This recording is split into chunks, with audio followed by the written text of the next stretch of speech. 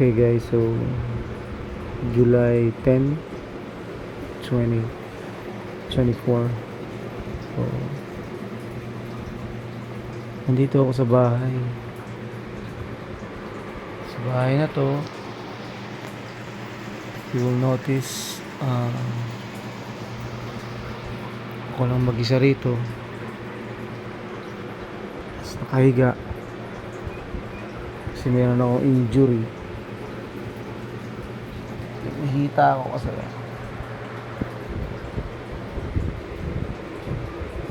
papagaling ako. Nabakalan yun sa orthopedic.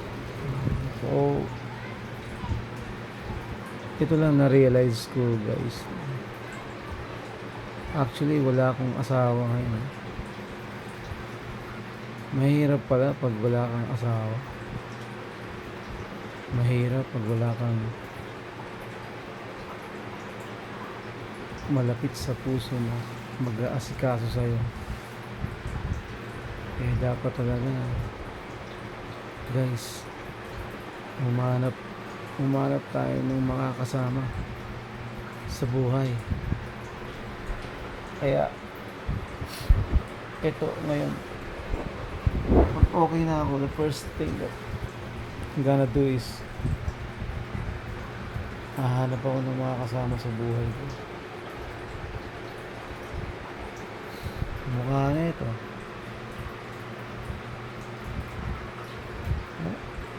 Talagang wala. Mga magulang mo malayo sa'yo. Kapatid mo malayo, may kanya-kanya ng pamilya. Wala. So kaya nga dito ako mag-isa sa bahay. Bahit mahirap. Tapos yung kamukha kanina, parang dinapuan ako ng lungkot, ng yung sadness. Malungkot mag-isa eh. Kasi actually nandito ako sa bahay na to simula it was June 12. Tapos ngayon July 10. From June 12 to July 10. Hindi mo, wala akong kasama rito. Ako lang mag-isa.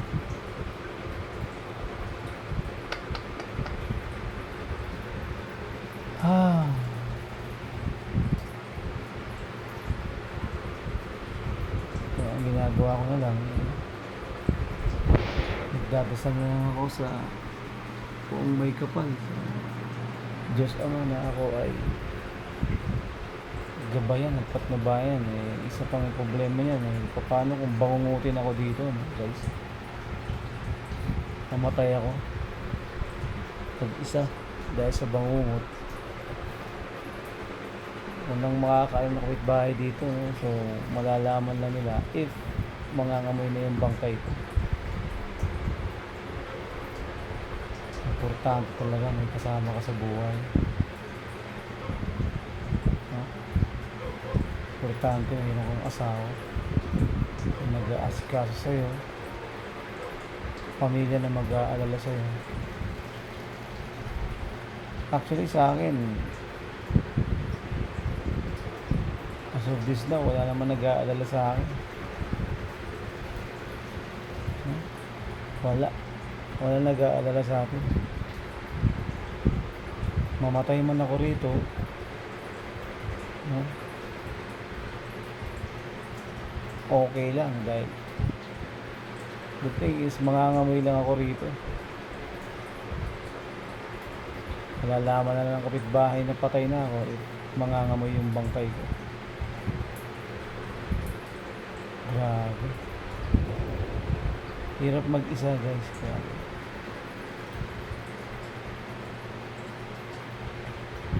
Hirap mag-isa.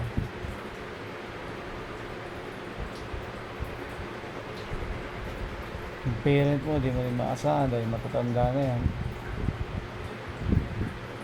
Yung lalaki, may dementia pa. Nagiging siraulo na. Yung mga kapatid mo naman, may kanya-kanyang pamilya na. So, ikaw na lang maititira talaga sa mundo na to.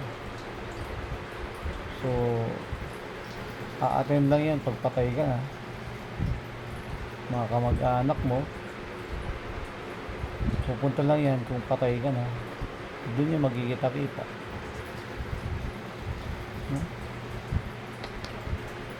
Ay, naku.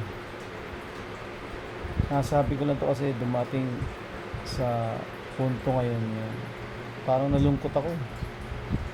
I feel sad, very sad. Nakatagal nga mag-isa rito. Pasalamat pa nga ako sa Diyos Ama kay Panginoong Jesucristo. Binuhay pa ako eh. No? Binuhay pa niya ako. Ibig sabihin, meron pa siguro kung ano rito. Nation, eh. Binuhay pa ako ni God, ni Jesus. Pero ito yung lungkot, ano. So, nararamdaman ko ngayon yung ano,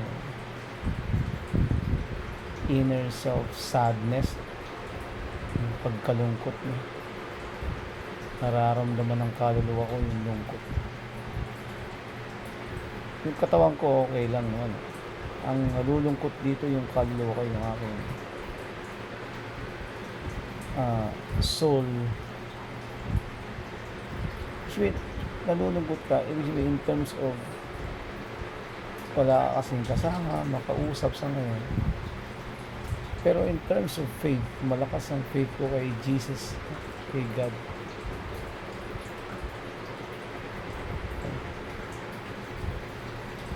Kumbaga nalulungkot na ako dito sa earthly experience. But for God, for Jesus Christ, I'm very happy. Niligtas pa nga niya ako sa accident na to.